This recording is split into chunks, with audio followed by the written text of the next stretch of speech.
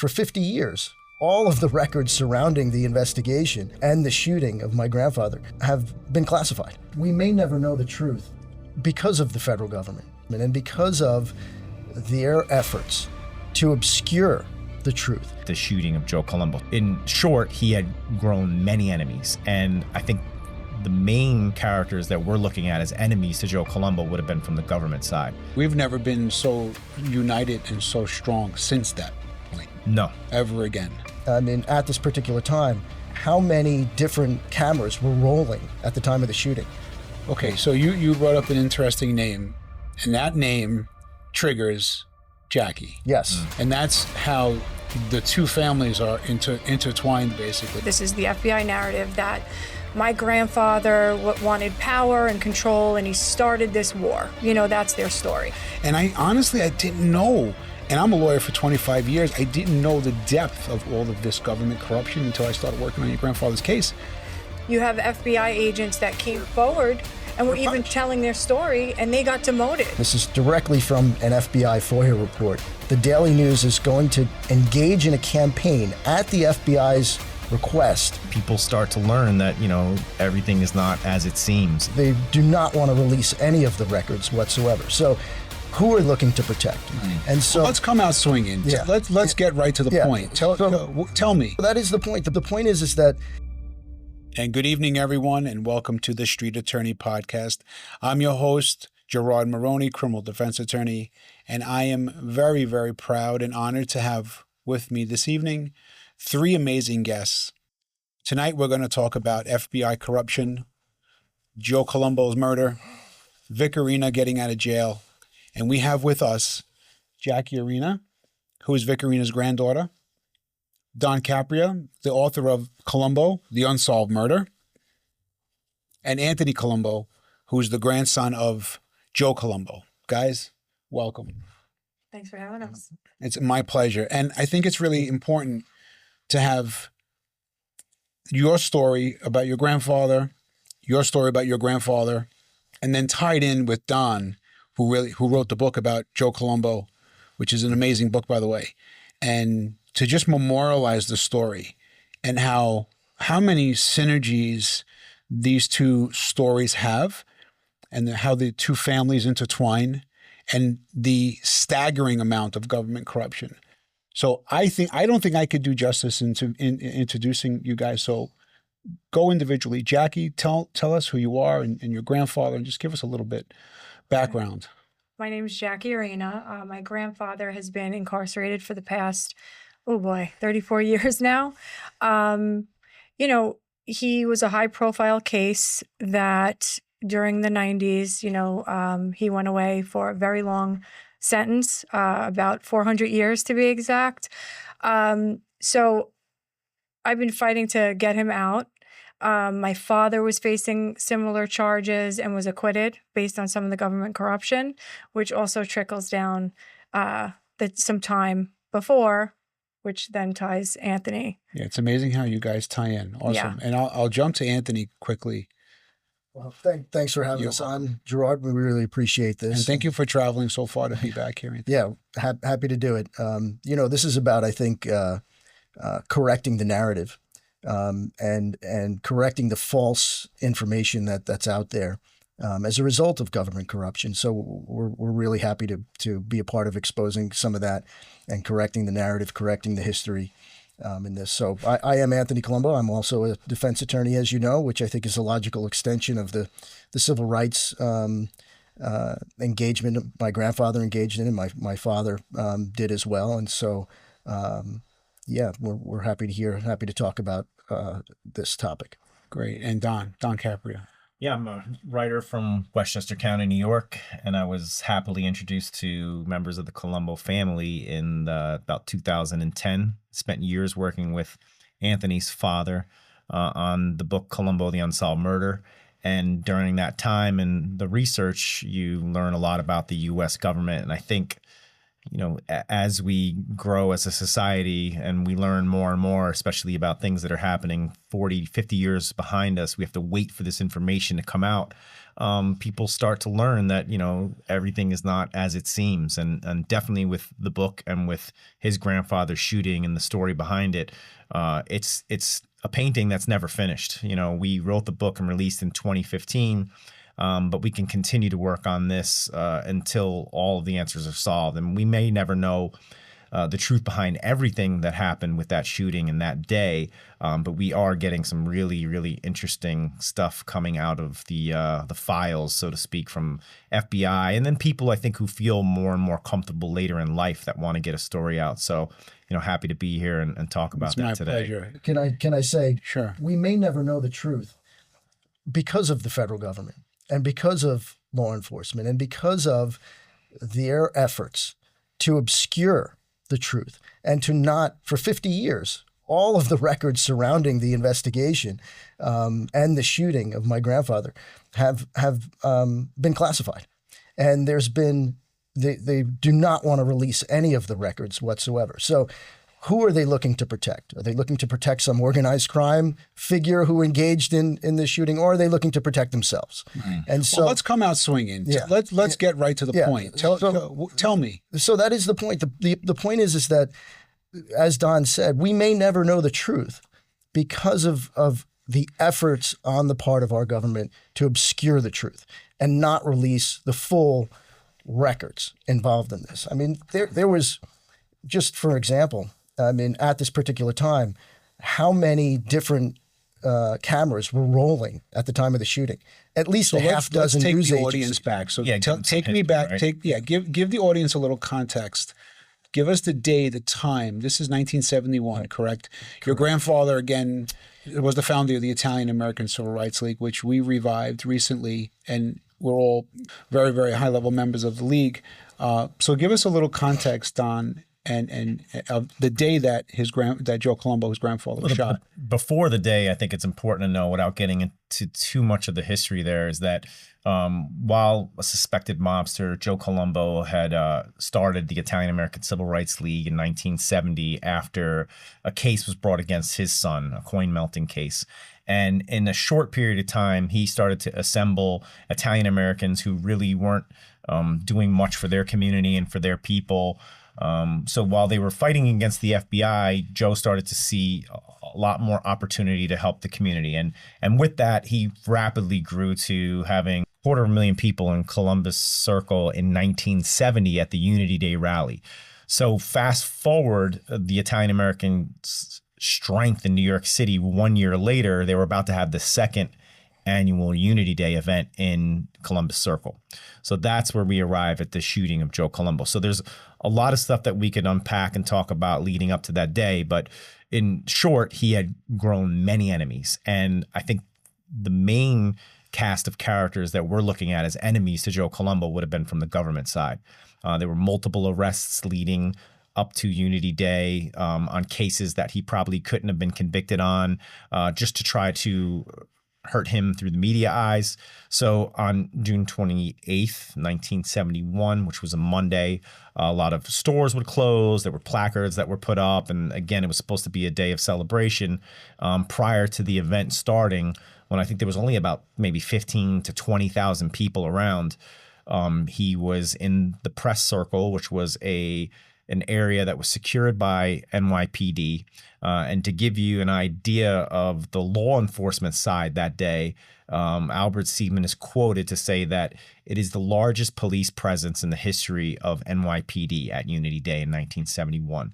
And if you don't know, New York City has one of the largest police forces in the world. We actually outnumber most countries' armies with the amount of people we have in law enforcement. So Jerome Johnson, who was the shooter of Joe Colombo, which we know, he was in that press circle. He had press credentials. So there was some planning involved in getting him placed within that type of protected area. And he walked up to Joe Colombo while he was distracted, shot him in the back of the head. I think 3 bullets. Or it was. He fired 3 shots. Fired 3 shots. And Joe went down to the ground. He was taken to Roosevelt Hospital where emergency surgeries took place. I think he stayed in surgery for over 15, 16 hours straight, survived the shooting, and the investigation begins. He sadly passed about 7 years later. I think post procedure in upstate New York, Correct. near Yes. Newburgh. So that is where we were with the shooting. It was at a rally. It was a person who was a suspected leader of the Colombo crime family at the time. But I think, looking through the FBI's eyes, I think that was less of a threat to them than what he had been doing in the year building up to that as a person involved in the Italian-American Civil Rights League. Right. We've never been so united and so strong since that point. No. Ever again. Yeah. And that's really such a credit to what your grandfather did and what he was able to do in such a short time. It's incredible what he was able to do in a short period of time. But it wasn't just him. There was very motivated people around him in the community that had never felt a unifying voice before. And so he might have been the leader of this. He was the catalyst for it, certainly. But it was the energy of everyone around him that believed in this, believed in unity within the Italian-American community. And that's why they were able to achieve all of these incredible things within a year period that not too many people are aware of, that we have spoken about and we could speak about more as we go forward. I think in terms of the context of what was happening, I think there are two important pieces that Don hit on that I'd like to elaborate on, and that's that with the cases that were being pursued against my grandfather at the time, one of the things that we were able to receive within the FOIA requests that we made and researching this and trying to obtain primary source material, the FBI and the Daily News, and this is directly from an FBI FOIA report, stated the Daily News is going to engage in a campaign at the FBI's request to specifically discredit my grandfather and vilify him and to destroy his reputation and the League's efforts. Now, this is a mainstream media publication directly acting Incredible. at the request of the FBI to discredit someone that they don't like and that and the movement that they were engaged in. And so when we talk about reclaiming the narrative and correcting the false information and really exposing the corruption that exists, this is one of the things that's out there. And this is only a little piece of information that we were able to obtain, and they probably gave us because some clerk didn't redact it. Right. And luckily we were able to obtain this. It's historical. So it's in play because it was a part of the government's playbook. So in 1949, Frank Wisner from the CIA implemented a program called OPC, which was to go out, and the CIA can only operate outside the 50 states. So the CIA would go and they would infiltrate, pay off, or somehow get involved with media groups from other countries so that they can create smear campaigns, they can create counterintelligence campaigns. And when Hoover learned of this, he adopted this in 1960s for the FBI, and that was called famously now, but COINTELPRO, the counterintelligence program.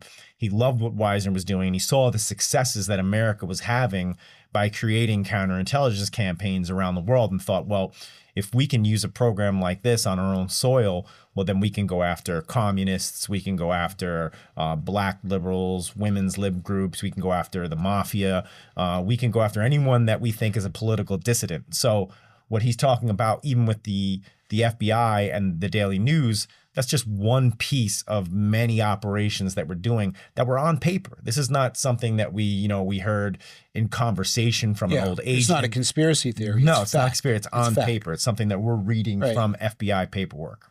Yeah. So COINTELPRO, the whole operation was to attack, dismantle, and ultimately eliminate parties that the FBI saw as subversive.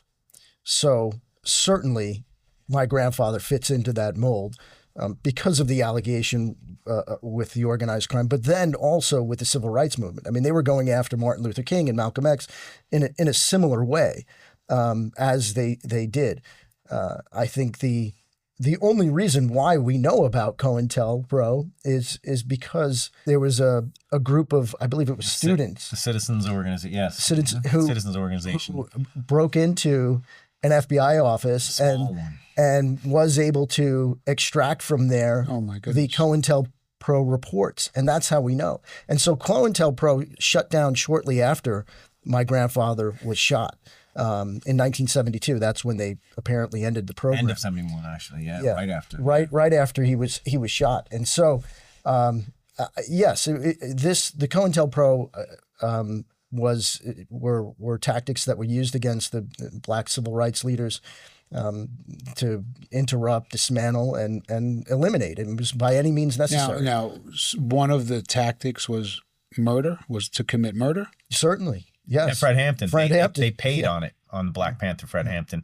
So it was the Citizens Organization to investigate the FBI. Yeah. It started in Pennsylvania when a group of college students were sick and tired of FBI agents going undercover to rallies and civil rights rallies. So they wanted to expose who these FBI agents were. So they go to a small field office in Pennsylvania. And I say small because to put it all into context, you have to realize that this is just a small field office with a certain amount of documentation they can keep in it in PA. This is not a major find. This is just a few lockers filled with material. And when they broke into those offices to steal the material and hopefully find the identities of these guys, they took out a few, I think maybe 1,000 pages even of documentation on COINTELPRO, which no one even knew existed because what they were doing was illegal. So that tiny piece of the puzzle that came out, and then the immediate dismantling of COINTELPRO months later after the shooting, it's all very relevant, because what if they had broken into an FBI office in DC? What if they had gotten a much larger score? There would have been so much more of the operation that would have been exposed. Sure. Yeah. And importantly, and people should be aware of this as well, is that the NYPD had their own COINTELPRO type program within the NYPD. And they were tasked, we're starting to see records of it only as a result of a lawsuit that was settled, that began in 1972, that was settled, I believe in 2018, that resulted in the NYPD admitting that they had over 500 bankers' boxes of materials of political groups that were being investigated by the NYPD, who they believed were dissidents. And they were working hand in hand with the federal agents and COINTELPRO. But the NYPD also had, or was essentially, I think, operating as a branch of COINTELPRO. We could look at it in that way. And so the corruption was there. And they were intentionally using not only disruptive methods through informants and through infiltrations and of agents planted in there, but also violence and murder to achieve their ends. Because you have to look at they're looking at these individuals as if they are anti-American. Right. My grandfather was looked at as someone who was anti-American in the eyes of domestic terrorists. A domestic terrorist. Right. In the eyes of certain people who were in control. Right, who wanted the status quo to remain. And they wanted and had denied for many years, not just Italian Americans, but also Black Americans and other race and ethnic groups in our country, and to control them and to keep them in order. And so they were looking at him in a way that the end justifies the means. Right. I mean, that he was the perfect target. I mean, Fred Hampton, the same. I think if you really look at his history, it was when they didn't shun the other racial groups and it kind of invited them in, the Black Panthers, and it was a Rainbow Coalition. You can hear that being said, and that was right before Fred Hampton gets killed, and it was the same thing happening with Joe Colombo, where he had reached out to Meyer Kahane from the JDL, and then I forget his name, but it was the leader of Negro. And those guys were marching together and they were offering support for one another. And once that rainbow coalition started to happen in the eyes of the public, and the defamation, the campaigns against Joe Colombo were not doing anything. They were lending more power to him, because there was a lot of people that were in the street and they were looking at the arrest and seeing he's out the next day, including his father, you know, because you have the home life of Joe Colombo. And I remember when Anthony would tell me stories about his dad, his father. dad, He would tell me stories about growing up with Joe. And I would just, you know, there was a point in time where I really had to keep questioning Anthony again and again and again. How did you not know? How did you not believe that your father was involved in organized crime? And he says, well, look, how many times can someone get in trouble for something but never go away and tell you that this is going to go away? This is just them chasing after me. Yes, I know these other people that have been in jail and have done bad things before, but the crime they're putting up against me it's not going to stick. Yeah, amazing courage to keep fighting. To keep fighting. Right. And the people to believe in him. So you have, you know, his own family seeing this activity that's taking place, but now it's on the public forum. So you're arresting him in Long Island for a jewel heist. You're arresting him here, and he's coming out and telling everyone not to worry, and he's still got the same poise and the same power, and he's still doing all these things for the community. You know, at some point, the people are going to stop believing in the government and the news media, and they're going to start believing the guy that's out there working the streets, because what the League was doing in 1970 and 1971, some of the tasks were Herculean, but some of the small things that they were doing were changing people's lives. Yeah. And this was through raising funds for people that were, you know, turned away by their insurance company. This is for churches that needed to be built. This is for, you know, doing youth outreach for children. There was all these different things that people were showing up weekly to get done, and that they couldn't get done on their own, that the League was supporting. So he was becoming a hero, and the government didn't want him to be a hero. Right. Well, I think that ultimately, when you look at my grandfather, regardless of who he was, you have to look at what he attempted to do with the power that he wielded, and it wasn't to engage in criminality. It was ultimately to uplift and empower his community, the Italian American community. And he wasn't created in a vacuum. He was the culmination of the Italian American experience, of the immigration that was there, and the prejudice and the discrimination that Italian Americans had faced. And that was the experience that was there.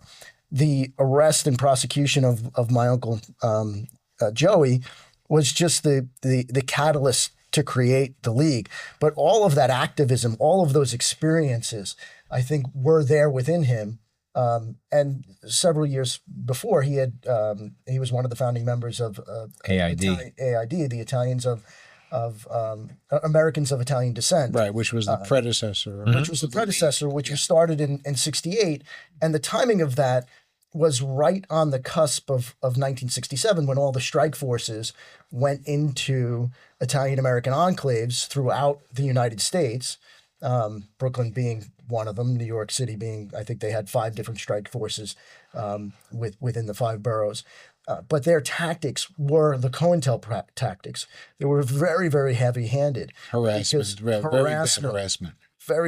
Harassment. Planting evidence. Doing all of the things that corrupt law enforcement does. But they believed that they were doing what was right under the law, right? They were engaging in lawlessness to pursue what they thought was lawless. A better good. Yeah. Right. The ends justify the means. Yeah. The end justifies the means. But that's where the history of it comes from.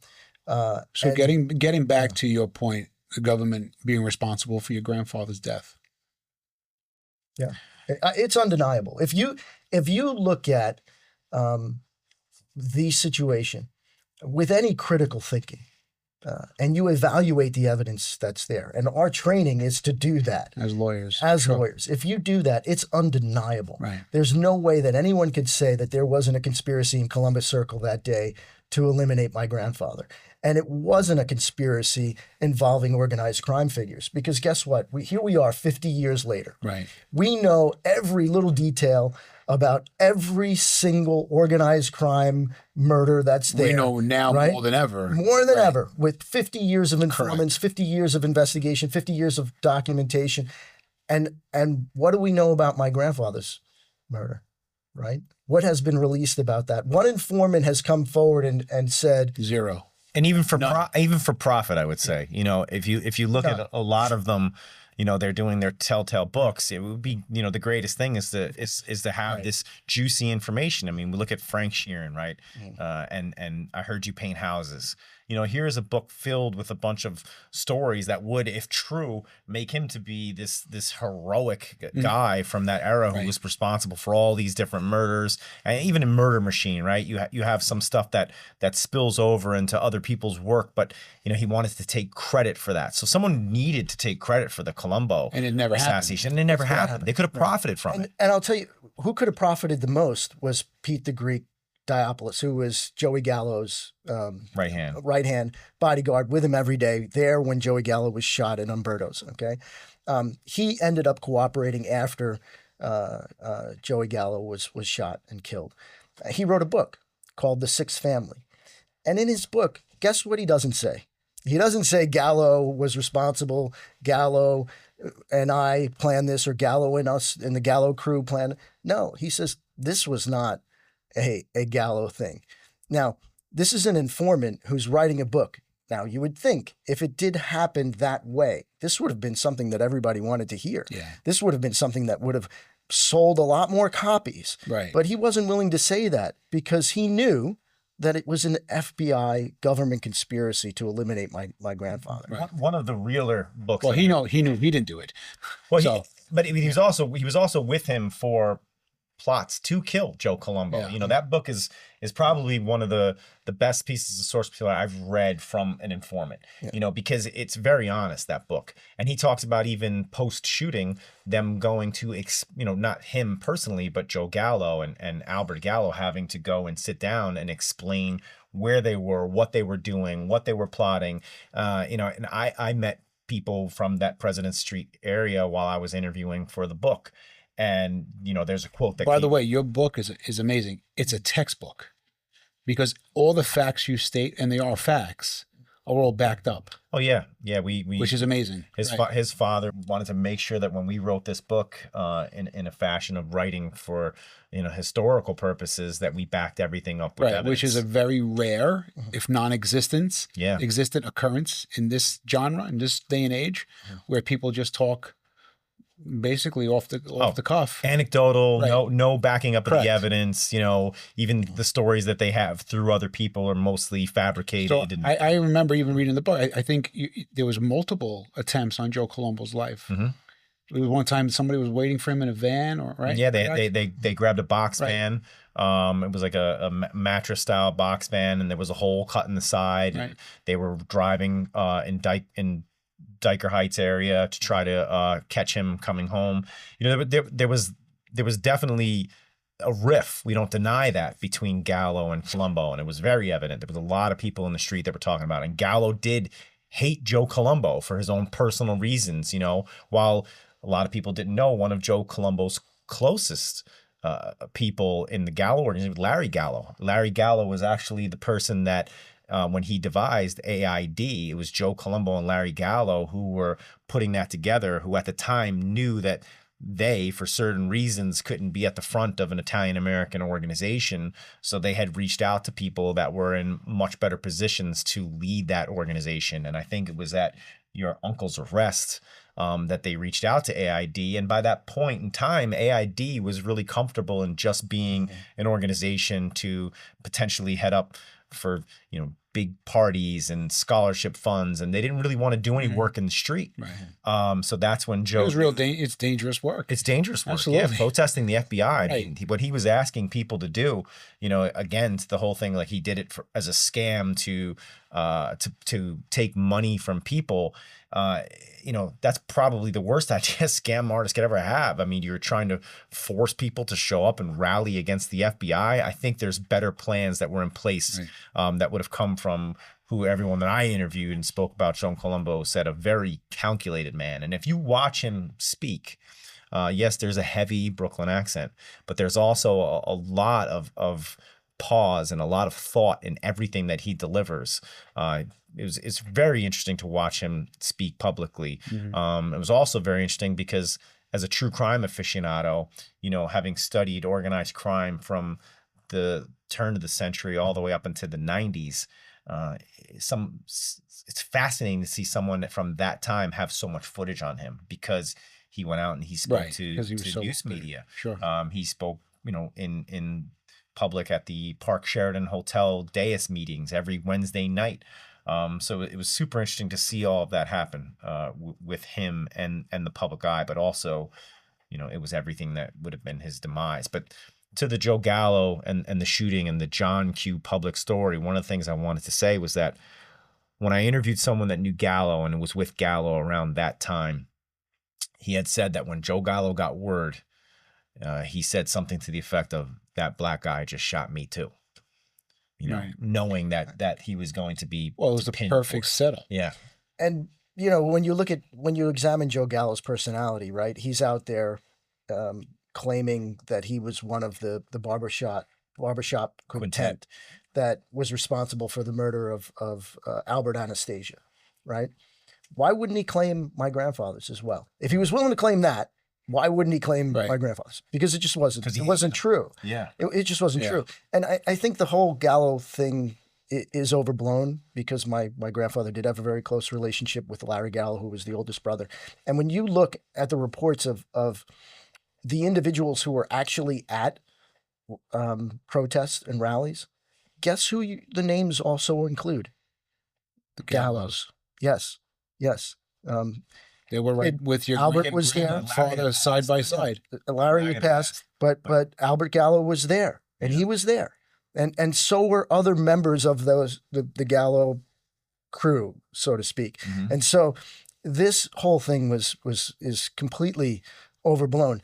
But it's a very convenient story that people want to believe, right? That it's easy to pass.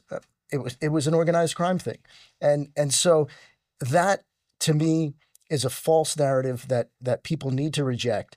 And when you actually think about all of this critically, it did not happen in the way that mainstream media has pushed out. Well, I think we're a lot smarter today. Yes. And I think we see that narrative as well. I think right today, within the last few years, the public has opened their eyes to the government, to government corruption and tricks and dirty tricks and deceptions as far as the government's concerned. And so, dirty tricks as a term, you know, that was an actual term that they used in COINTELPRO. We can get into another operation, but I would say to move on a little bit towards Jackie's story, it's like the murder is case closed, right? Like once the body of Joe Gallo was lying on, I think it was Hester Street, and he was dead, it was kind of case closed on the Colombo investigation, right? Like we can all say it's over, just like Berkowitz, son of Sam, right? Like case closed, no more panic. We want everyone to know NYPD, FBI, we did what we had to do. Right, we've solved it. And the same thing happens with a conviction. So you take her grandfather's situation, and once it's shut. You know, you said it was how many years now since he's been in prison? 34. Yeah, 34 years. They won't even. You tell that to a common person. You tell my grand. He got sentenced to how many 100 years? 400. 400 years. He's been in there for 30 something. You tell that to any normal person walking down the street. It's case closed. Right. Like obviously, everyone in that situation is correct in what they did. Because if that's not the case, then why has he been in there for 30 something years? Why did he get so many years? You know, until you start looking into things and start uncovering corruption, which who wants to fight the government? You know, you pay your taxes to them. You live in this country. We love this country, right? But there is corruption happening. So let me. How do you? Yeah. Well, hold on. Though with my grandfather's case, it's still I think a cold case. Oh yeah, for not only him but also for Jerome Johnson. I meant for John Q. Well, they closed it. I think they closed the case that day when your grandfather was shot. Well, but here's they didn't do any real investigation at all. But the NYPD's official conclusion was that Johnson acted alone, that he was a lone gunman, which is the conclusion for MLK, for JFK, for RFK, right? So we see this pattern with these highly public assassinations, that it's a similar pattern, it's a similar narrative that they're telling.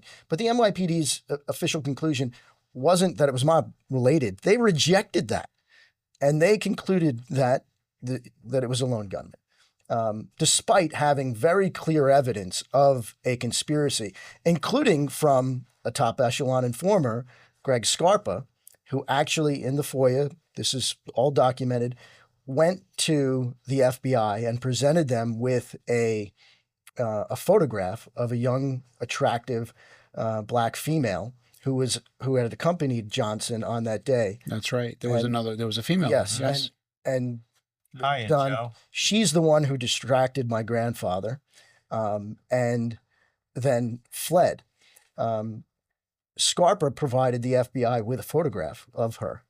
And the FBI said, we are going to bury this. We are not going to turn it over to the NYPD to assist them in their investigation for fear that it might compromise our informant. Okay.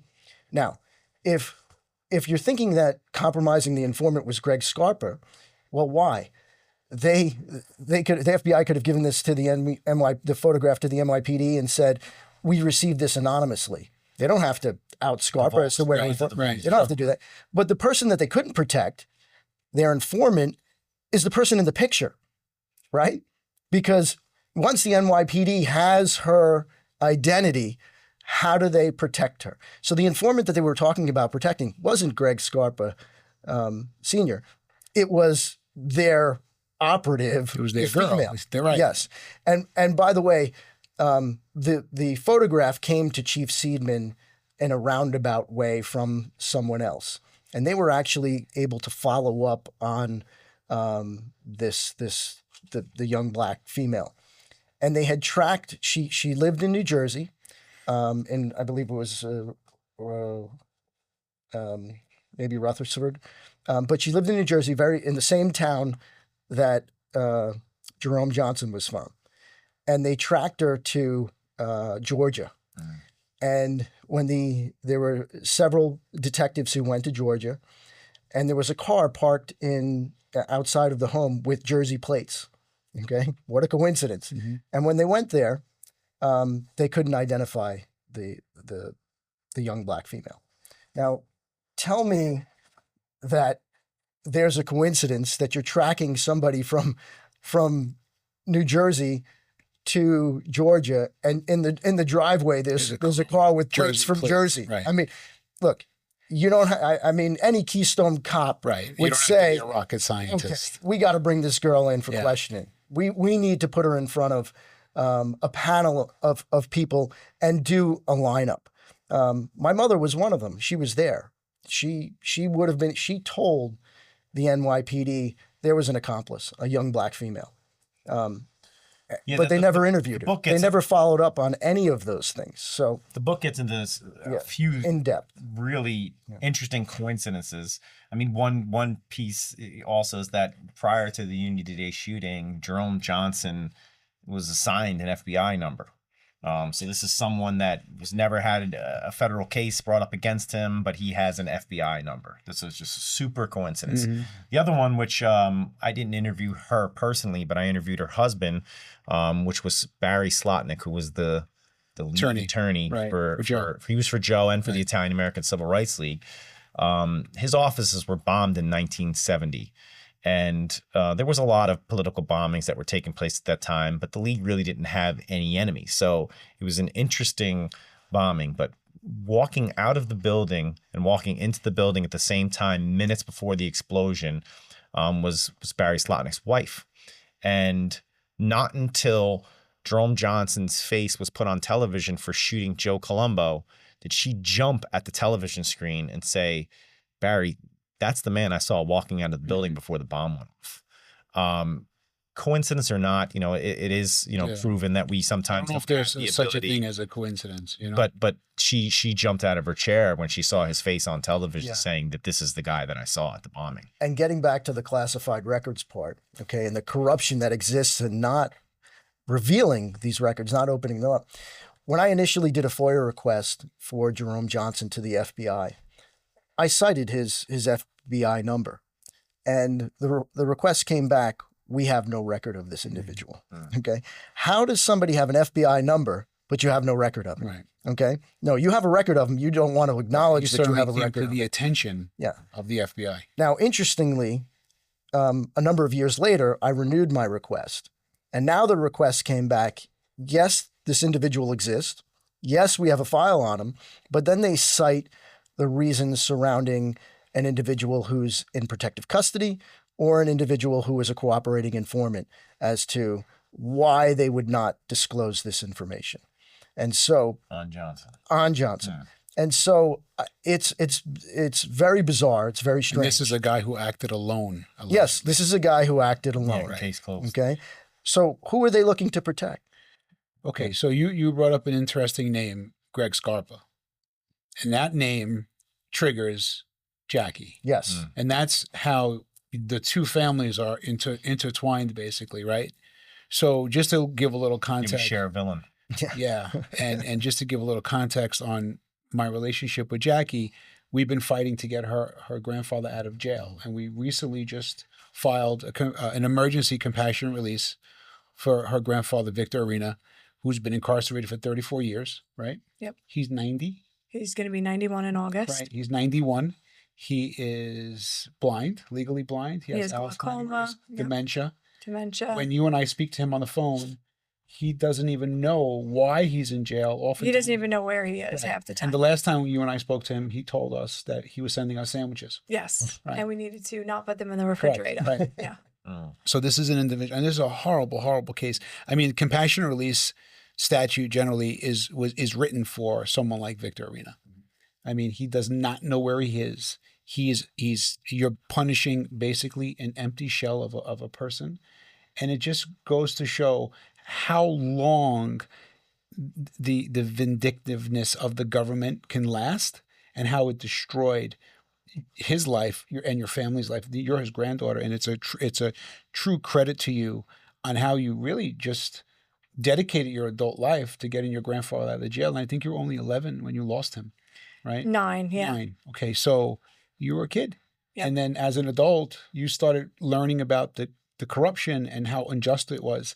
And then 2 or 3 years later, more people went to trial and were acquitted because of the Greg Scarpa corruption. Yes, that's correct. So it's amazing how the two lives intertwine in the synergies, So Yeah, especially because to state that point is that we believe that Greg Scarpa, as a top echelon informant for the FBI, who was also known to do black bag operations for the FBI well, he was a in killer the for 60s. the FBI. He was a hitman Yeah. for the FBI. We believe he was potentially one of the players responsible for setting up the shooting at Columbus. And was he there when Yeah. your grandfather was killed? He was there, and yes, he was That's there. amazing He to was me. in Columbus Circle that day, as was Anthony Villano, his then FBI handler, let's talk about that. as That's his handler.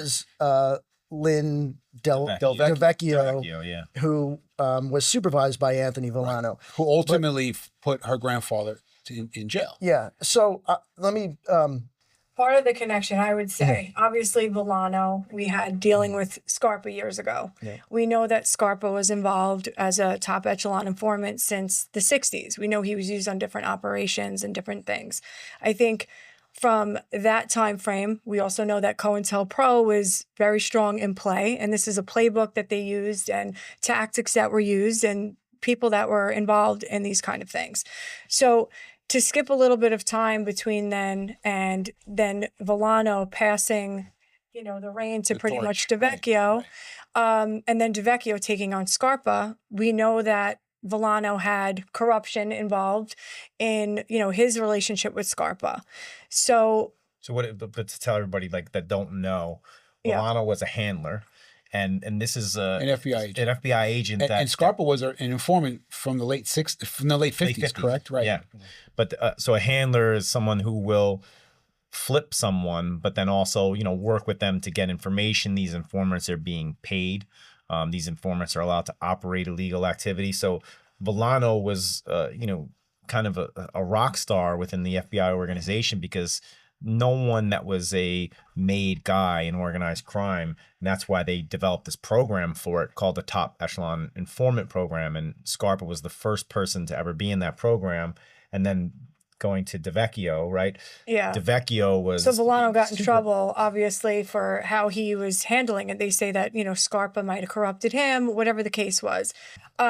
So I think that during that time, we had Villano, who was the handler for Scarpa, and Scarpa supposedly corrupted him, or whatever happened, he ended up getting in trouble. So now DeVecchio kind of took the reins and took over, and he was handling Scarpa. And as far as Scarpa is known, like streetwise, people always thought of him as a rat. There were rumors that he was, you know, seen with FBI agents out and stuff like but that. that information didn't officially come out during your It grandfather's did not come out officially during my grandfather's trial, but it was rumored. So my grandfather was never near this man. You know, it was somebody that they were never really ever around. I think the first time he ever was in a physical place with him was when Greg showed up at like a funeral or something, you know, down the road, but never was he someone that he was affiliated with or spoke to. No one really dealt with him. So it was kind of known that he might have been some kind of a plug, if you will, you know. It was a rumor on the street. So I think they were unaware of the depth of how far this goes. I mean, as normal people, we like to think of like the FBI as being honest and, you know, whatever. But then you see situations where you have this handler and you have somebody that's known to be a killer. So you're like, if he's a rat and he's known to be a rat, how is he so like crazy on the street getting away with all this stuff? So, you know, it's hard for people to believe that he is. You hear a rumor, you might not think so because he's such a serious killer. So his inner circle, you would imagine, would know that he's responsible for violence. Yes. And then someone on the street would have to say, well, if he's responsible for such violence, how does the FBI let him out? Yeah. How does it continue to be at and liberty? then, you know, you would say, It's a kill. yeah. Well, Right. exactly. Well, that's exactly it. And if you go back, I remember this. I think you were telling me the story. Scarpa was sent to Mississippi in the 60s. Yeah, that was to do a hit. Yeah, there's more than one operation that he did, which is completely outside of organized crime. Right. And it wasn't to do a hit; it was to get information. It was during the Mississippi burning case where the two activists and the young black activists were disappeared. I forget what year it was exactly, but I think around was it a presidential election? But they were trying to get people to vote in Mississippi. So they were going down there to organize blacks to go and show up at the voting booth. The kids end up... Might have been 63. 63. Yeah. So the kids are missing, and the FBI goes down there, and to no avail. They're trying to interview. They're trying to get information out of guys who are alleged KKK members. Tough people. And no one's saying anything, so they get nothing. And as played in the movie, it was done by another man, but what they actually did was Greg Scarpa goes down there and kidnaps the mayor. When they knew that the mayor had involvement and Right. had known the whereabouts That's of incredible. where these kids were. So he takes him to a small cabin, tortures him, gets the information out of him, and they end up finding the bodies of the three kids. And then, later on, they're all prosecuted. It was the sheriff. It was with the police department. They knew the police department was involved because these kids were arrested and then let go, and that's when they They made Greg Scarpa go down there and do their dirty. The FBI made him do their dirty work. I mean, and now Correct. beyond the FBI, and I can't give sources out here, but I've been even told a story about Scarpa leaving the country to handle an assassination. So now we're talking about You imagine CIA, what he's doing in CIA Brooklyn? involvement. people that we're using as top echelon informants, and he's getting away with murder. Even deeper when it comes to my grandfather's case, after my grandfather's case, of course, we found out that The FBI was giving him addresses to go kill people. Well, okay, so give us some context. This is what the government refers to as the Colombo War. Yes. The Persico Arena War. Yeah. Right. So during the time, you know, they're trying to paint this narrative. This is the FBI narrative that my grandfather wanted power and control, and he started this war. You know, that's their story. The real story is that my grandfather was driving home one night, and he spotted a vehicle of guys that weren't from the neighborhood, shouldn't be in the neighborhood, and he knew it was an attempted hit on his life. Okay. These people ended up being down the road. We know that it was Scarpa's crew and that they were people that became informants. So during this time, my grandfather just sees that someone's going after him. Okay. We didn't have the information during this time that, number one, Greg Scarpa was behind it. We learned after the fact that Greg Scarpa was responsible for like 90% of the violence that was going on during this time that my grandfather's serving time for. We know that FBI agents who were handling him were giving out addresses to where people were staying so that they could get killed. We know that the FBI was letting Greg Scarpa know who else was informants so that they could get killed. We know that Greg Scarpa was given information. You know, we have plenty of information from also FBI agents. So it's not just other informants giving this information. We had FBI agents that came forward and said, Greg Scarpa and DeVecchio had an inappropriate relationship. DeVecchio was giving information. He was banging on the desk saying, we're going to win this thing. He was excited when people were getting killed. And it was almost like he was highly involved in this. That information was what got my father acquitted on similar charges, but Years later. Yeah, but my Right. grandfather wasn't given that information. He wasn't privy to the information at the time. Yeah, and there's another point to this all that, you know, we talk about these different organizations and sometimes that they don't share information, right? So the NYPD is also working organized crime while the FBI is working organized crime. And there was an instance where the evidence of corruption is clear, which was a social club in Brooklyn that Greg Scarpa wanted to perform a hit at that was under NYPD surveillance. Right. And this NYPD surveillance was called off by DeVecchio. The entire task force Yeah. was called Called off off. the Right. street. I heard Get this. off. And then at the moment that it was called off, when it was clear, he goes in, performs a hit. Even to go further, that morning, Greg Scarpa was made aware that the FBI went into that club and raided them and took out all their weapons. So we know that the FBI went in, took the weapons. Then DeVecchio called a task force meeting, got all of the officers off the street. Now, these officers did testify during my, dad's trial and left statements saying that the meeting was nonsense. So you're calling your entire task force off. It should be something very important that you're going to discuss. Mm-hmm. They said nothing of any relevance was discussed at the meeting. While they were gone, Greg Scarpa went in and murdered someone. So we're talking about not only did he clear the path for him, he was responsible. So, It's conspiracy to murder. Yeah. Multiple times. It's very clear from the information that we have today that the FBI instigated this war and that they set and unleashed Greg Scarpa Sr., who they knew was a murderous individual on the street. And they unleashed him on other people for their own ends, to achieve their own ends. And let me say this. Law enforcement is a necessary evil in a modern ordered society. We need law enforcement. And there are many honest police officers who act with integrity and act with the best intentions to protect the public that they serve.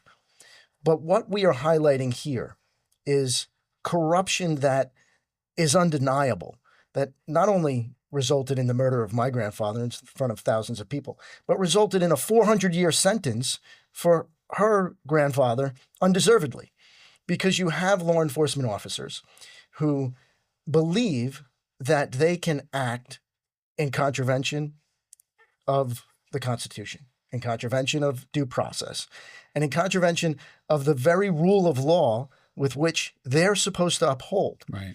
Because they believe that there's a greater good that they're serving. But in reality, it's not. It's just a further corruption of the system. And that's what we're talking about. And it's really unfortunate that we have certain prosecutors and other law enforcement officers and judges who will look the other way. Yeah, they're complicit. Right? And they are complicit in this. And in Jackie's grandfather's case, I've read all those materials. It's very clear that his due process rights were denied because they never revealed any of this corruption to him, any of this information. Right. And we see when you just shine a small amount, when you just give this corruption a little bit of illumination, we see what the public will do with it. And that resulted in the acquittal of her father and several other multiple Yeah, defendants. And so the jurors alone. Yes. What might have happened if her grandfather benefited from that information? Correct. Because the first time, this is what they deceive, inveigle, and obfuscate. That's their goal. So initially they deny the existence of any of this. And then when you pick and you pick and you pick and it becomes undeniable, they give you a little bit, right? And they give you a little bit. And if it weren't for the efforts of defense attorneys, who are kind of the last line on the Constitution, right, to protect the Constitution, we wouldn't have any of this. If we didn't have people like Jackie, who, has been hurt by this. And it's really, I think, and her family, because who's suffering now, right? Her family. It's her family. That's her family, right? Yeah. Her grandfather isn't even in a condition to understand that he's being punished. Right. So who do you punish by his continued incarceration? And His family. and the family. vindictive nature punishes the relationship between honest Americans and the government. Correct. Absolutely. And the Italian American community, right? Because we need to heal as a community. All right. And I think part of that healing process is having judges and law enforcement officers admit that there was corruption that existed. Well, even the ones that came forward, you have to understand what happened to them. Yeah. You have FBI agents that came forward and were even telling their story, and they got demoted. They got shipped out. They got treated as if they were rats of the, law enforcement world. Serpico style. And, then you have people that were doing dirty things that got to climb the ranks. Yeah. And, you even see it with prosecutors. The prosecutors that were aware of all this stuff that went after my grandfather were then going after our own president. So that shows how high they were able to climb ranks. And, it's sad to say too, but even talking about the Italian community, a lot of times they set up Italian FBI agents or other people to go after their own people to prove a point that they were not for themselves or for their people. Those good Italians versus bad Italians. Yes. That's the And you know narrative what? that So the we government- have all these agents and all these people, and this was what the times were. And a lot of the information, like he was saying, that came out afterwards. And thankfully, I thank God every day, we're able to get my father acquitted.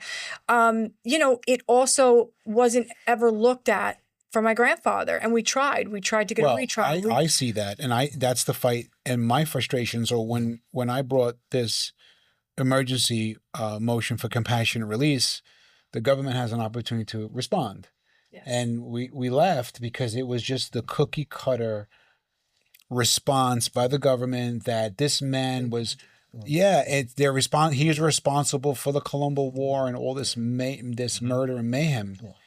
I'm not allowed to talk about the facts of the case in a compassionate release motion. Yeah, it's not relevant. Well, imagine if DeVecchio was going to be prosecuted.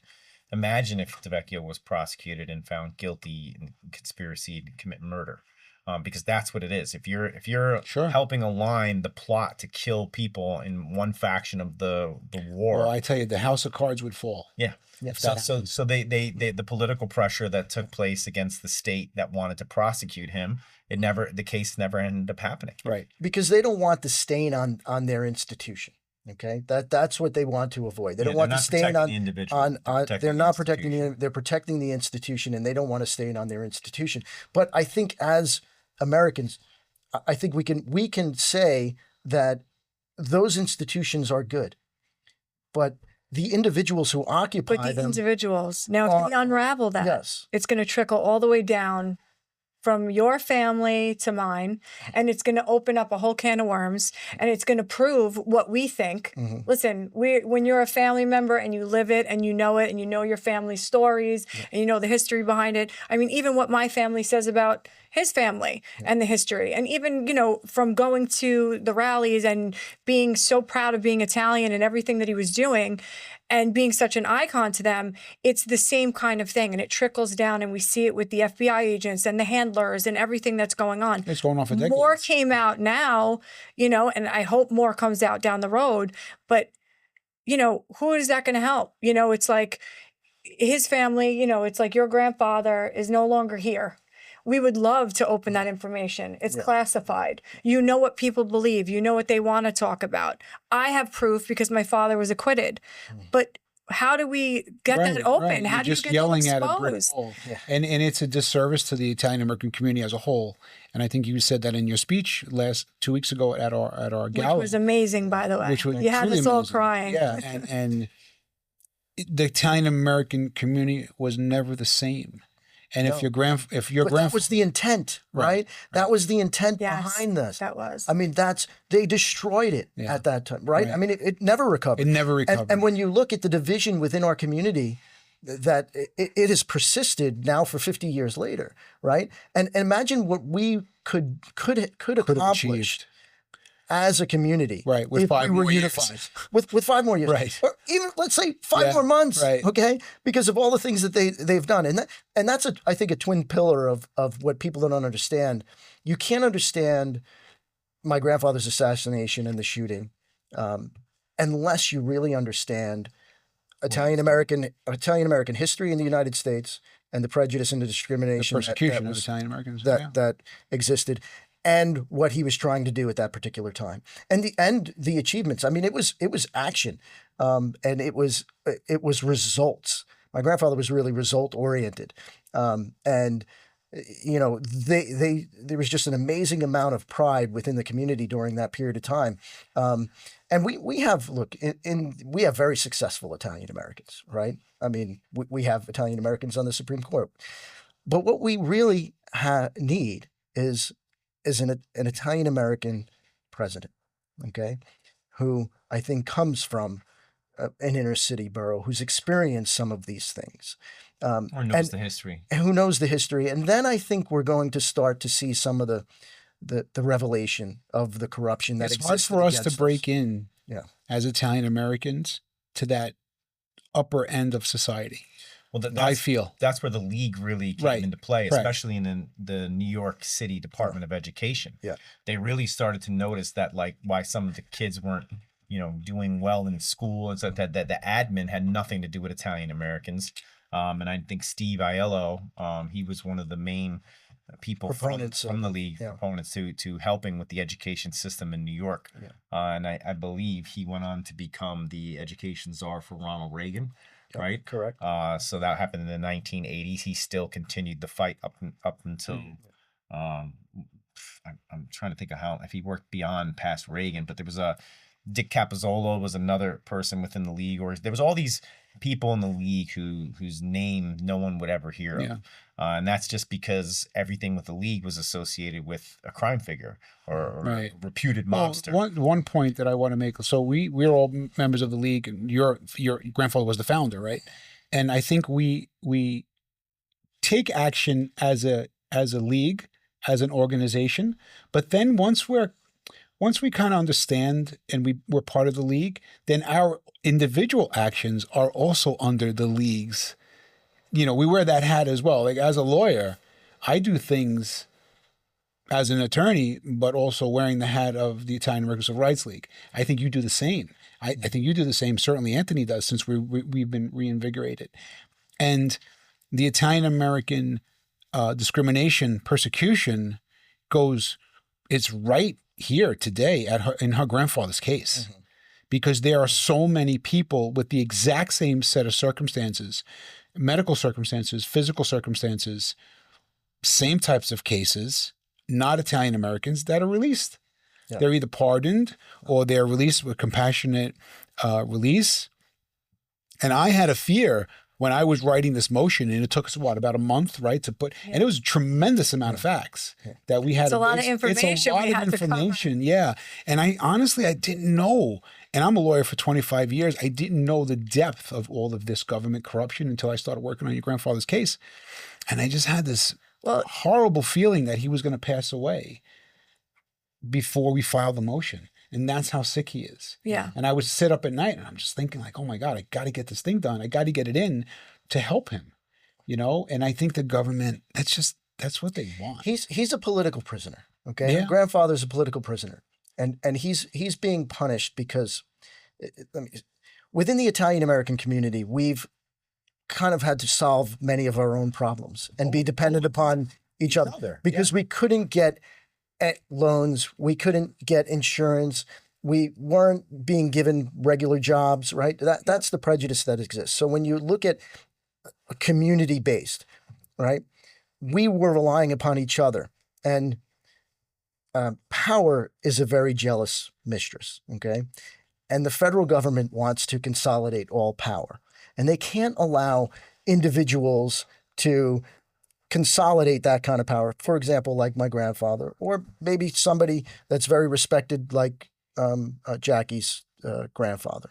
And so they take you out of the street and they have to make an example of you as a political prisoner and hold you up, and you're going to get 400 years, and you're, no matter what happens, that's it. You're not going to be looked at in the same way. And it's very unfair, because imagine the healing that the judge who's considering this compassionate release motion can engage in with the community, right? Because we're not where we were 30 years ago. We're not where we were 50 years ago. Our community has changed. I think things have changed tremendously. And there are two aspects, I think, to Jackie's grandfather's case that have been overlooked and really need to be considered. And that's number one, what opportunities did he have at 12 years old without his father, right? Losing his father. In New York at 12 years old in what, 1940? Yeah. Right? 1950 in Brooklyn. What opportunities? The same for your grandfather. Yes, for my grandfather. My grandfather was the same thing. There were parallels. He lost his father at that age as well. And so what opportunities did they have, right? They kind of pulled themselves up by their bootstraps and made the most of the opportunities that they were given under the circumstances. And that's something that I think the judges don't want to look at, but they need to examine.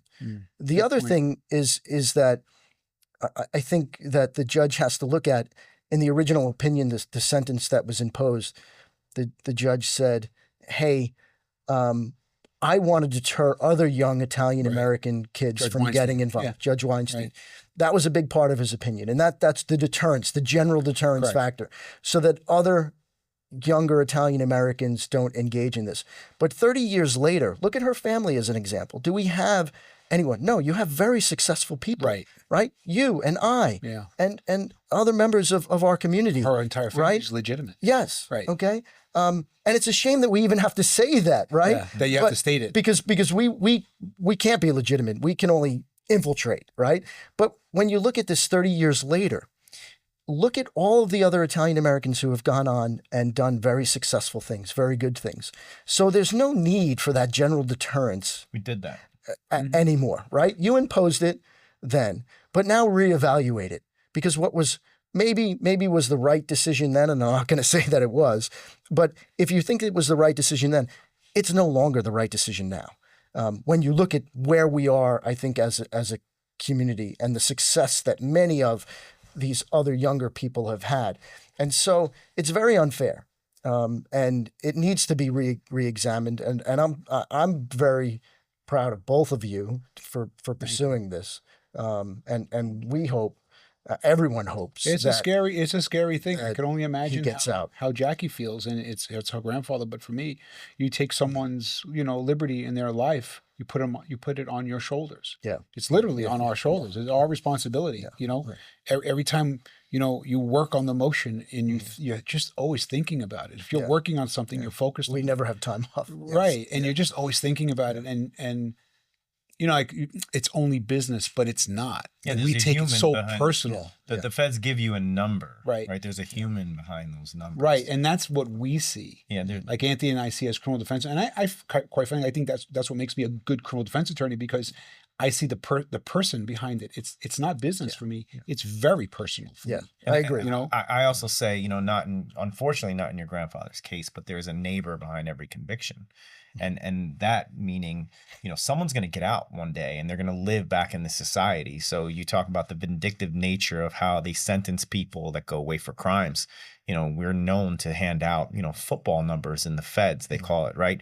Because we give these the giant amount of years to somebody for the same type of crime that in a state position wouldn't have been that many years.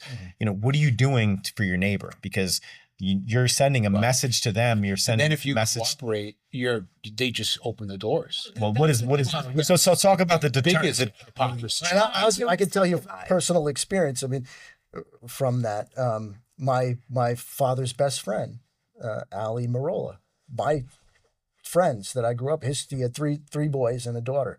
They lived across the street from us. I watched the FBI. I was 10 years old. I remember driving down my driveway on my bike to go to see Joey Marola, our neighbor, and I watched the FBI move them out of their house.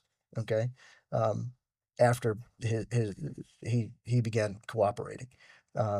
So I mean, look, they destroy communities intentionally, and for what? But I mean, yeah, you have a judge that's going to talk about character and what people shouldn't be doing. But then we have someone like Greg Scarpa that's murdering people left and right. Yes. And then we're going to say, we're going to let you out. We're going to give him compassionate release, which they did. They let him die in hospital. Deterrence, though, right? So the deterrence on your grandfather's case, right? We don't want kids to do this.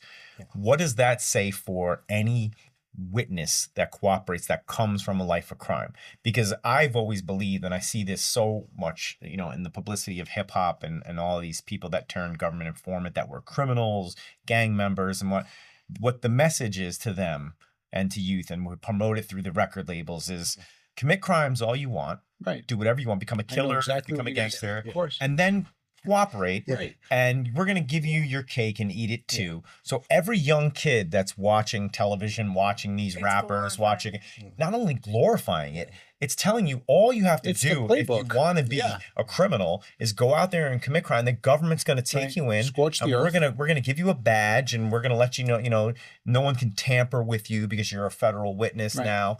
And I hate to say his name publicly, but like a Tekashi situation, like, you are going out there and you are creating the army invitation for all of your soldiers Chaos. who can Yeah. create chaos within the Pure streets. mayhem. But know- Lovano, I mean, you know, it's the poster boy. But here's the for the whole thing. situation. They're not telling the truth. They're just saying an FBI narrative. Then you have informants that do come forward and say other information that might go against what they have to say, and they get shut up. They're not used. They're not. So they could handpick what they want to use. They feed them what to say. And then anybody that's saying otherwise, it's almost like, go away, you're Yeah, gone. and another thing the public doesn't realize is how little evidence actually gets into a federal trial. Right.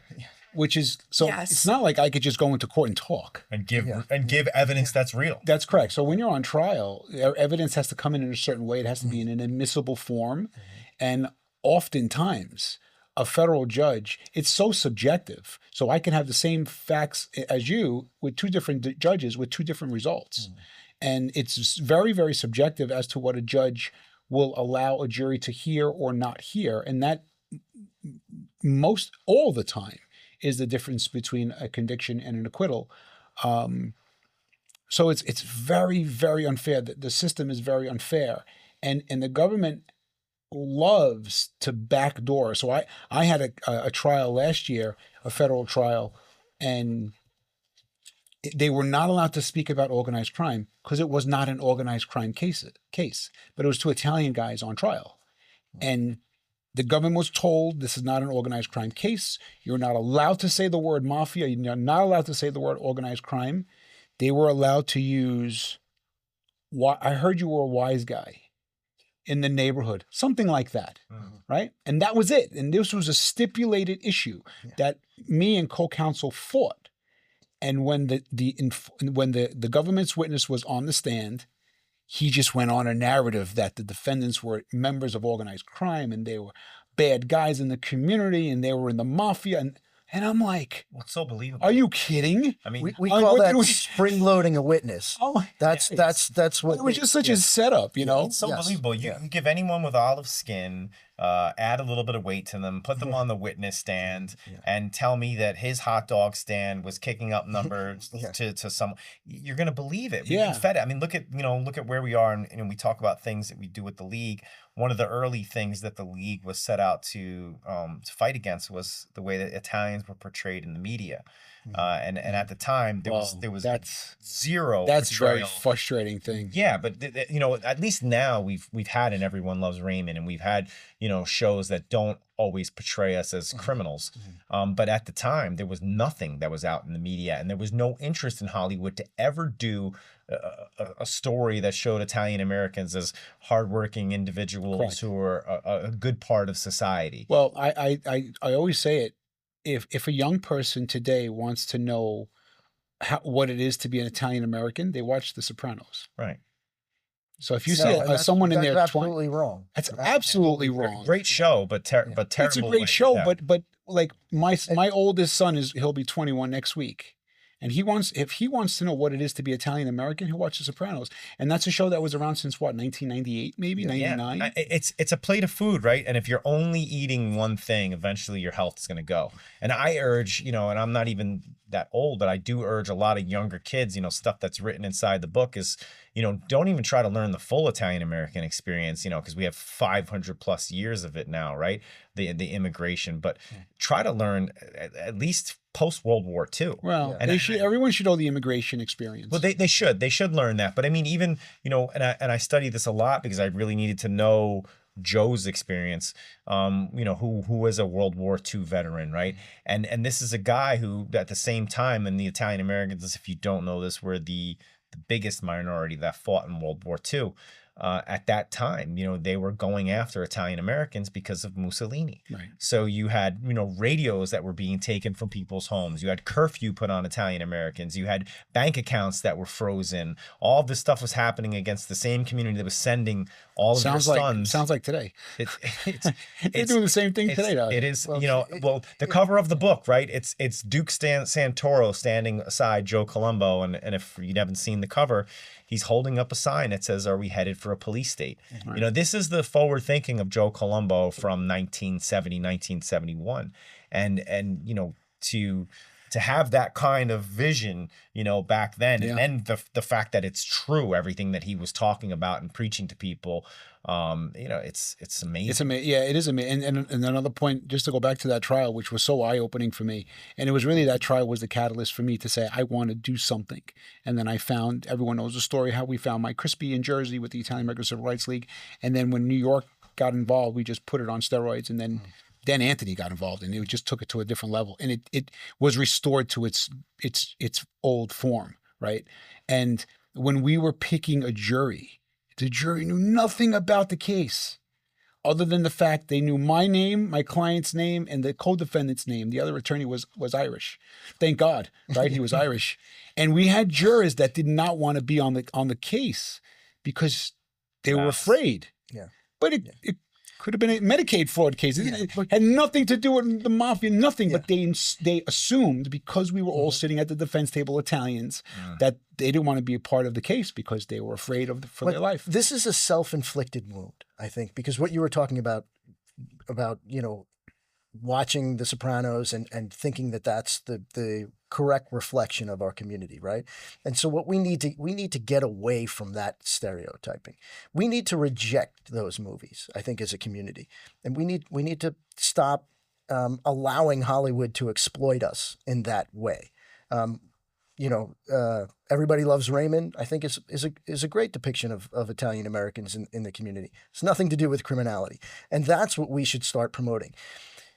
Very recently, I talked to Mark Seal, he's the author of Leave the Gun, Take the Cannoli, which is, I think, the definitive work on the production of The Godfather, the making of the Godfather movie. And he asked me, which I thought was a really insightful question. He said, "Anthony, what do you think, if you were to ask your grandfather today, what do you think he would think of the legacy of The Godfather? And I said, Great question. yeah, it's a great question. And I said, bittersweet.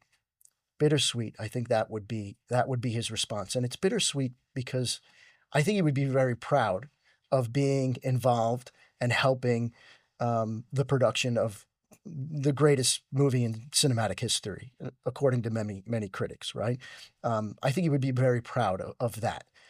However, what I think he would be very upset with is that the money that then was invested because of the success of The Godfather in similar types of films for the next 30, 40 years in Hollywood allowed for the perpetuation of the stereotype That he was with which fighting. he was fighting against. And so I think it would be bittersweet for him. I think he would appreciate the success that The Godfather had and the involvement that the Italian-American community had within it, which would Including not his involvement. yes, yeah. which would not have happened without his involvement. But I think it allowed for Hollywood because they saw the success, and they're going to produce movies that make money. Yeah, make money. And that's what happened. So Well- we need now as a community to say, you know what? We've been there. We've done those. Okay. We should have. We need to move past that, and let's start celebrating other aspects of our community. That's what I think is really important moving forward into the future.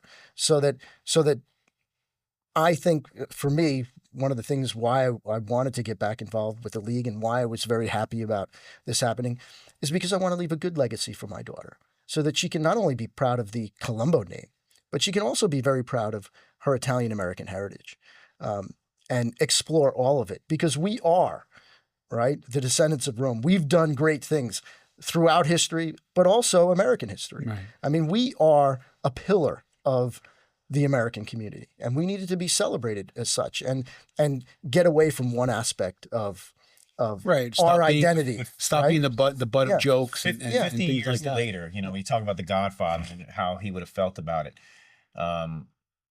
50 years later, they made a television series called The Offer. Paramount, who made The Godfather, also did the series. And they did this through the eyes of Al Ruddy, who was the sole producer on The Godfather. And to me, and I've studied The Godfather in depth, the making of it. And he is the guy really that became the strength behind the film. I don't credit Bob Evans like a lot of people do for making that film happen. I credit Ruddy. He was the grit. Francis Ford Coppola was the art that Ruddy afforded the ability to make this film his way. It's Coppola's film. It was Ruddy who was the muscle that made it happen. And, I interviewed, and he's in the book, and I quoted as saying, that if there was no Joe Colombo, we would not have the Godfather movie we have today. So then after doing, the interview with him and learning Joe's involvement and his relationship with Joe at the time, and I already knew all the things that were happening behind the scenes that the league was doing against the film to stop it from being made, and then working with the film to get it made. I was super excited to watch the show, and I watched the show and I loved the show. But there is a whole section of that show that is all fabricated, and it's only the mob stuff. It's not the stuff with Bloodhorn. It's not the stuff with Evans. The only stuff that they fabricated was the fake gangster stuff. The meeting that he knows that happened with the Staten Island homeowner, where they took him out to dinner and sat him in a restaurant and said, what do we need to do to get this home to be the home in The Godfather? And Joe said, the league is going to help with a college situation for your son. There was all these deals that were being made behind the scenes, right?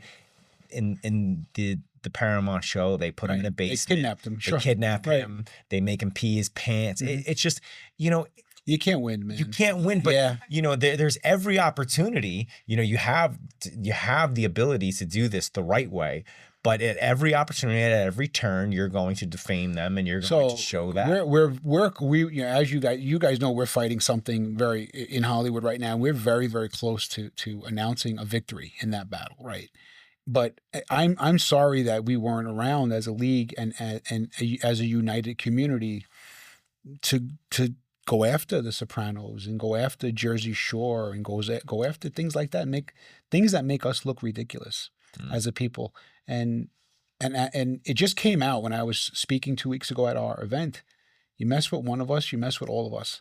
And that's got to be our motto, because with unity and unity, there's strength. And when I was talking to Nick Pileggi that time, and he says, you can't get Italian Americans to do anything anymore. And he was literally just making fun of us. Sharp guy at 91, 92 years Very old. sharp, yeah. And I said to him, the pen is mightier than the sword. And we don't need 300 people to picket outside the FBI building. We have millions that'll disrupt something on social media. And that's really where our true power lies. And we potentially have more power today with the technology that we have and the leverage that we have than his grandfather had 50 years ago. Yeah, because and it's amazing what he did 50 years ago. I mean, just operationally, we try to do the day-to-day of the league. Yeah. And it's a full-time job, Yeah, Because people were motivated. Yeah. And they were organized, right? I mean, being motivated is the most important thing, right? Being motivated. And that's what we really need to inspire today. And in terms of younger, a younger audience that's out there and younger Italian Americans, is to motivate them to acknowledge the corruption and acknowledge the things that we had to do and the sacrifices that we had to make in order for our parents and our grandparents, in order for them to give have the opportunities that they have now, and they really need to take advantage of that and continue on, because Agreed. Because if we don't do it, then what's going to happen? Right. We're going to see the defamation and destruction and removal of Italian American monuments and memorials like Columbus. Will disappear. It'll all disappear. Right. I mean, I've seen things taken out of textbooks about Italian Americans, right? I mean, it really is. We're rewritten out of history when we should be celebrated. Yeah. Right. And it's almost like the native in a lot of ways, Native Americans, where they were just absorbed into society and they disappeared. Yeah. And it's just a shame, and we're here to change it, to fight it. So, but. Yeah, but we have a lot of work to do. We have a tremendous amount. We have a tremendous amount of work to do. We have really, really big shoes to fill. Yes. Yeah. Yeah, you have the legacy to try to get people to understand, to inspire them about the past. And then you have current situations that you have to analyze to see like what's really worth fighting for. And then you have to get up the strength to go ahead and fight, because a lot of the stuff that you want to fight for that would make a difference, it's going to be very difficult. Imagine The Sopranos HBO was going into production tomorrow. Right. Do you think that the Italian American Civil Rights League today, as it stands, could combat that? And I go back in time and look at The Godfather and the story that's told, and in so many books and in so much media is that, Joe Colombo kind of tossed the script back over to Al Ruddy and was like, do we really need to read this thing?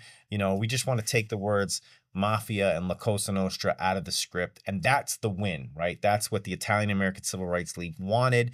Once they get those words out, those are the words we don't like. They defame us. It's a wrap.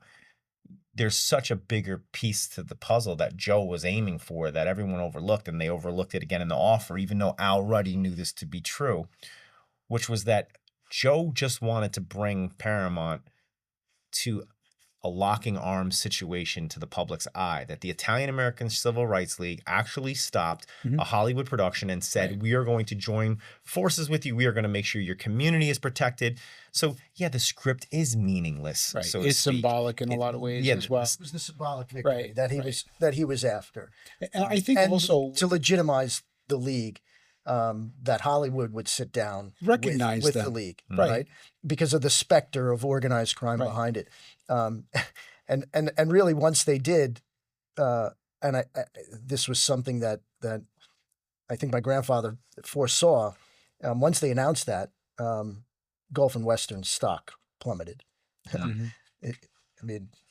he knew that was going to happen. They fired Ruddy. They fired Ruddy, and now, but that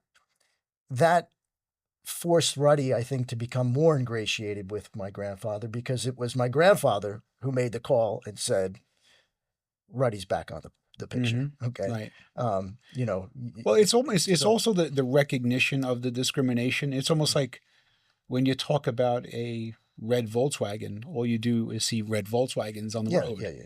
So it's when you recognize it and you say it and you speak it into reality, and that resonates with people, then people start seeing, wow, it's I see it. That's right. And that's really our immediate message, is to get that out there, people to recognize it, to understand it, and then take action to combat it, you know? Yeah, yeah. Well, I think we as a community need to escape that, stereotype, and we need to move on from it, because it has been, very, I think, destructive. But in a way, as I said, it's kind of self-inflicted because we've fed into that in a way. So used to it that you Yeah. just don't even. I don't pay attention when I Yeah. see something that's so cringe Right. on our Numb to it. culture. We're I'm numb just to like, it, okay, yes. it's another Yeah. show or We're numb to another it. thing. Right. I don't even pay attention. They'll support. It's the same thing in music. I worked in the music business for years, and at the highest levels, you look at it and you think to yourself, well, why isn't this conscious rapper being supported and promoted as big as this?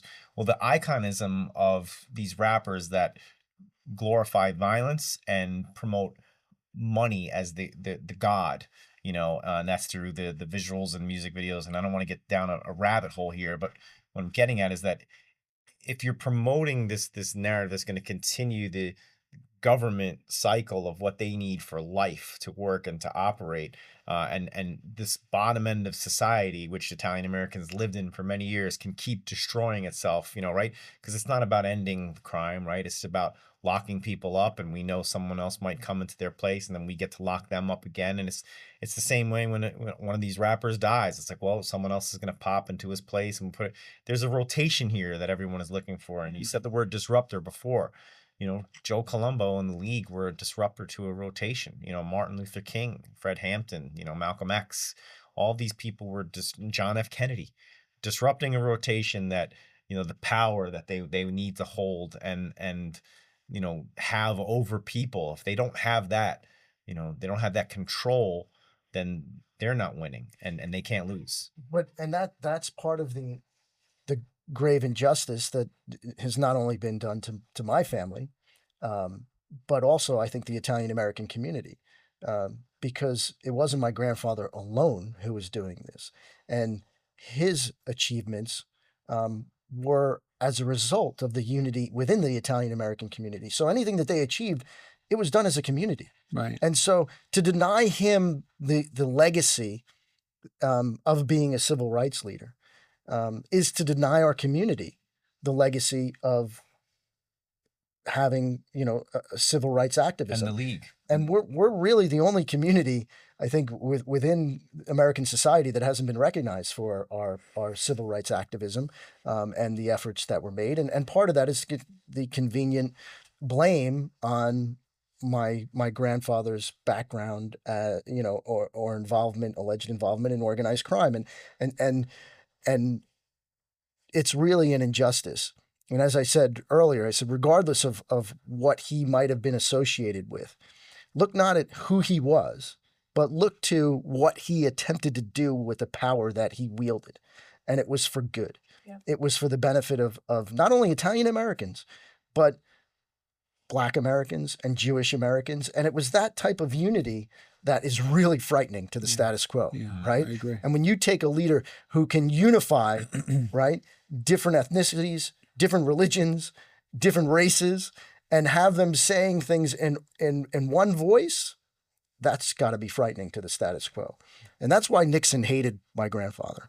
And that's why if John Mitchell. Yes. And if he's listening, Roger Stone, who worked for Nixon, I'd be very interested in talking to him about Nixon and his work with Nixon, because it was, getting back to it, it's this type of corruption that needs to be exposed, because if you're not a student of history, right, and you don't learn from the past, you're going to repeat the mistakes you made in the past. And so that's something that we really need to expose and avoid happening in the future.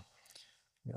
Absolutely. And, it occurs to me as I'm listening to you, and then I listen to Jackie's story and how personal it is to you. And it's such a shame. It's so sad how your family lost their dad and their husband and your grandfather, and how, you lost your grandfather at such a young age, and your dad lost his dad.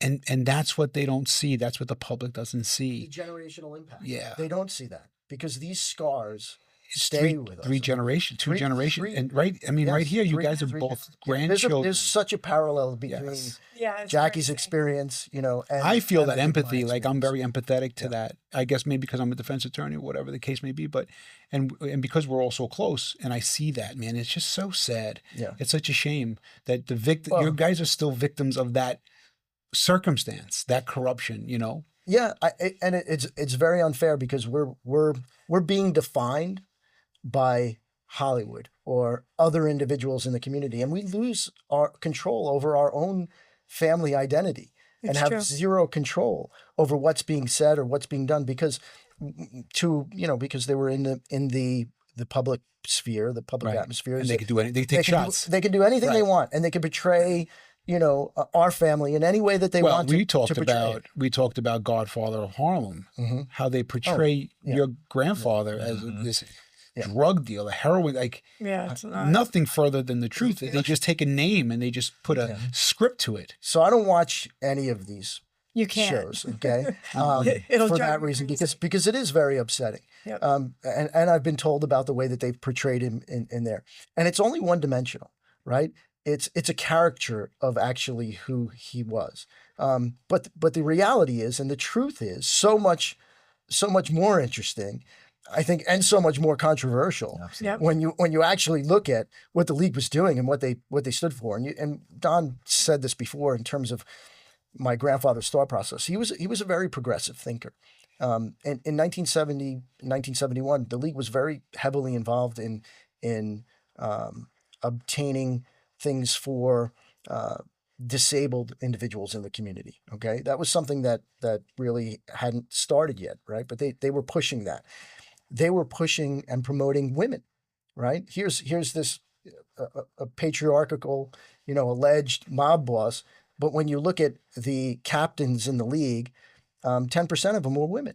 He was promoting women. 200 of the 2,000 captains were women, Right. and he was promoting women I at think that we time. have more female members now than Then Great. and but that type of progressive thinking, I think, is what, when these plants in the league meetings, and when you watch the league meetings, you see the diversity of, you see Black Americans, you see Jewish Americans, you see Hispanic Americans and Italian Americans in these league meetings, very diverse, and women, men. When you look at it, and there was the FBI plants that are there, when they were reporting back, that had to be very frightening, I think, to the status quo, the diversity of it. Right. And so it's this type of progressive thinking, I think, that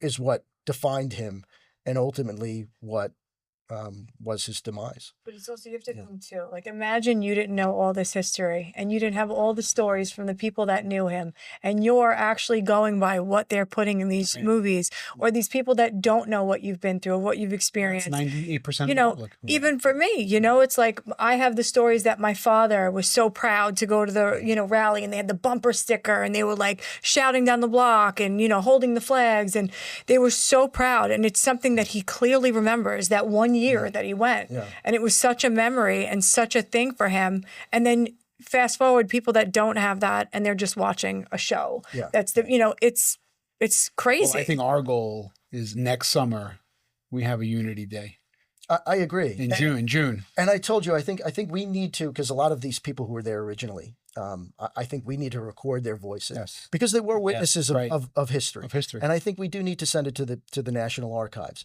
And I think we need to record all of these stories, because and it remains an oral history unless you document it, right? And so we need to document these things. And growing up, I heard all this history. It was an oral history, but it wasn't until I think my dad really wanted to go forward with a book, and we got Don involved, who's great at research, that we started to get into the primary source material and to start seeing these things. And about a year ago, when I found the church that had been built by the league, Right. that was a tangible wow. structure. Success. Right? Success that's been there for 50 years. That's undeniable, My friend's right? mom still That lives nobody there. knows about. That's and amazing. and it just kind of happened, kind of how I stumbled upon that information. But that's the type of thing that when people are watching these shows and there's only that character portrayal that they don't know about. And then unless you go and show them the picture and show that it's there. The Pakistani community. I remember reading the article they don't know. On the Pakistan earthquake that happened, and no one in the community could get any kind of help. And you know, Joe, again, going back to the whole thing of the diversity, people showing up to these league meetings, someone had told someone within that community to go to a Wednesday meeting at the Italian American Civil Rights League Park Sheraton Hotel. They go and they plead their case, and I think they raised like $8,000 in 1 week for them, just as a relief. And but it was just they knew that there was no place for them to turn. And you know, with the insurance cases, that became the word on the street was like, if you have a problem with your insurance company or if you're handicapped or disabled, there's been proven results here that these guys are going to go and they're going to help you if you show up at this meeting and you plead your case. And as a man of action, Joe was making sure that people were assembled in the moment. There was no red tape, you know, there was no government program with different layers to cut through. It was like, yeah, this is what you need. Well, if it's money you need, we're going to put that fund together and we're going to give you that money. And that is probably the scariest thing, I think, besides the diversity, for the FBI to be sitting and watch happening, is that these guys are doing what our government outreach is supposed to be doing, and they're doing it really good. You know, that's why I said power is a very jealous mistress, and they were doing things in the street. And so who are you ultimately going to be loyal to? The guy on the street who's actually getting results and actually giving you empowerment and educating you, or the guy in DC in Congress who's doing nothing. It's going to take months for us to make something happen. Not much has changed. No. In 50 years. No. Not much has changed. No, the action, the power lies within the people. Right. And the motivation. Motivation. That's the most important thing, I think. Well, guys, I appreciate it. I thank you so much for coming. I mean, this was wonderful, wonderful, wonderful. Thank you for sharing your stories. And thanks for having us. Anything else in closing? I mean, I just hope we're successful with your grandfather's motion. He deserves to be home. Mm-hmm. And something I wanted to say, when I even responded to the government's opposition to our motion, I was angry. And I said, look, let this poor man die at home in his bed around with his family with dignity. He doesn't even know where he is, and I cited to, the government kept citing to Judge Weinstein's motion, and I cited to other judges that tore apart those facts of the case. Yeah. So it's such a, it's such a cherry pick of what the government wants to do and say, but I hope by the time the public hears this, we have positive news about your grandfather. I hope so too. We can bring him home. Yeah. And in the days of the medieval times where punishment was meant to be, made for people to be afraid of things. I think that's what they're doing now. I would say I plead for mercy. I mean, just show. We tried. I tell you that. Well, I'll tell you one thing. We tried, and the law is made for somebody like Vic Orena. It truly is. People don't understand how hard that is on the back end, because they just see like, oh, well, if there's injustice there, they're going to just look at that and see. But this has been, a 34-year battle. And I think now it's just, in the condition that he's in, it feels like it's my last shot. I think it is, yeah. And reality, I'm never going to give up till he stops breathing, because that's how he raised me, And as I got older and realized what was going on, I mean, this man is the reason I'm here. So I'm going to fight till his last breath to at least try anything I can. It's very admirable also, and that you're so old school to do that. And it's, I always tell you too, sometimes when we talk to him on the phone, or you tell me stories about him, you get the glimpses of the man he was. Yeah. And he just was such a man's man. And he says something to the effect of like, well, what was I going to do? They were bothering my kids. They wanted to hurt my family. Yeah. Like, come on. Heck, I mean, that's everyone. Yeah. Everyone wants to protect their family. The book that just recently came out, there was an FBI agent who was involved in the investigation, who was asked about your grandfather, and he said he was a gentleman. He was not a violent guy, right? There's nobody in the community, whether it's the Italian American community or any community, that's clamoring for this general deterrence principle to be stuck on your grandfather, right? There are no victims that are coming forward and saying, no, you can't do this. I mean, no one is doing that. Yeah. The right decision to make and the only decision to make would be to release him. And that's part of I think the healing process of the past. And the judge needs to hopefully recognize I hope this. so. This judge 4 years ago denied it. Yeah.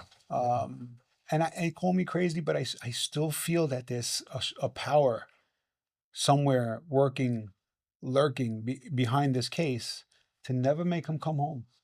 Yeah, it's almost like it was stamped on his file. And that's the same power that's lurking and denying the justice that's due to my grandfather. To reveal documents. And I think the Italian American community to not reveal documents. And that is so that the corruption is not revealed. Well, you know what? Times are changing, and I do believe that there's someone stronger than everyone involved, and that's God. And I think that with everything that's happening today and doors that are opening, I think the truth will prevail.